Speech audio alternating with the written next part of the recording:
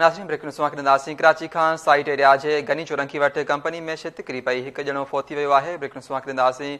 कराची खां जिते site area जे गनी चोरंकी वटि कंपनी में शित किरी पई आहे, जॾहिं त हिकु ॼणो फौत थी वियो आहे। कंपनी अंदरि शित किरण सबबि 22 वरनि जो ज़फ़र फौत थी वियो आहे, मड़ अस्पताल मुंतक़िल कयो वियो आहे। अफ़सोसनाक ख़बर आहे, कराची खां साइट एरिया जे गनी चोरंकी वटि कंपनी में शित किरी पई आहे, हिकु ॼणो फौत थी वियो आहे।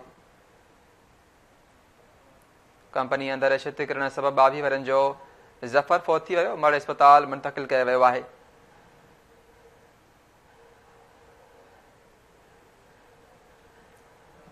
साइट एरिया जे गनी चोरंगी वटि कंपनी में शित किरी पई आहे, हिकु ॼणो फौत थी वियो आहे। इन हवाले सां असां लाइन ते मौजूदु आहे कराची मां अब्दुल्ला सोलंगी। जी अब्दुल्ला, छा तफ़सील आहिनि?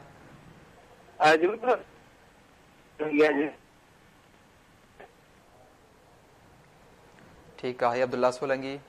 नाज़रीन, कराची में साइट एरिया वटि गनी चोरंगी वटि कंपनी में शित किरी पई, हिकु ॼणो फौत थी वियो आहे।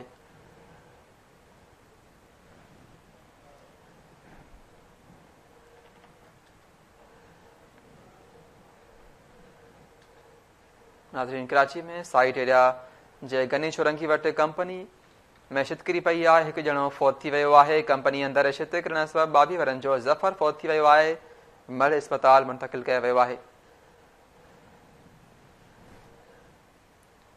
ब्रेक न्यूज़ कंदासीं। नाज़रीन, कराची खां साइट एरिया जे गनी चोरंगी वटि कंपनी में शित किरी पई आहे, हिकु ॼणो फौत थी वियो आहे।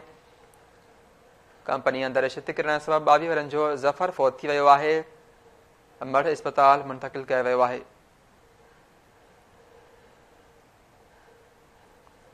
ब्रेक न्यूज़ कंदासीं। नाज़रीन, कराची खां साइट एरिया जे गनी चोरंगी वटि कंपनी में शित किरी पई आहे, हिकु ॼणो फौत थी वियो आहे।